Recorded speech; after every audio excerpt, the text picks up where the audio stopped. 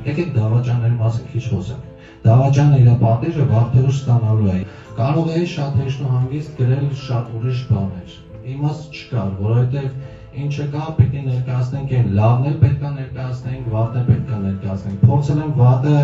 որոշակի չափով քիչ ներկայացնել։ Ես օրինակ ցավ էի ապրում, երբ որ պատերազմից մի քանի օր հետո ընկերներով մենք գնացինք Արցախ օգնելու մարդկանց, իրենց իրերը բերելու, իրենց ունեցվածքը բերելու։ Ես ցավում եմ, որ մարդիկ առաջին անգամ որոշեցին քարվաճառը հանձնելու ժամանակ նոր գնան դատիվանքը տեսնելու։ Վախեցել եմ միշտ, որ այդ համախմբվածությունը պատերազմի օրերին, զինվոր սիրելը միայն պատերազմի օրերին է,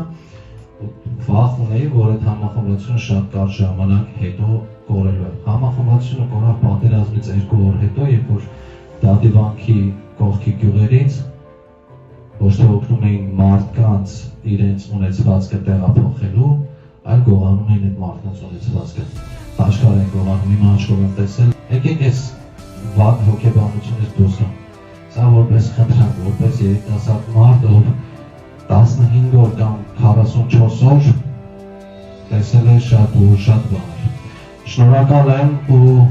խոստանում եմ, եթե հասնենք այն կետին, իսկ մենք հասնել ենք այն կետին, երբ որ հազարին խնդրի, որ մենք իր վրա չհարձակվենք, ես էլ կգնամ այնտեղ ու հաստատ եթե թեկուզ հիմա ինքը պղծելով Ղազանչեցուց սարքում է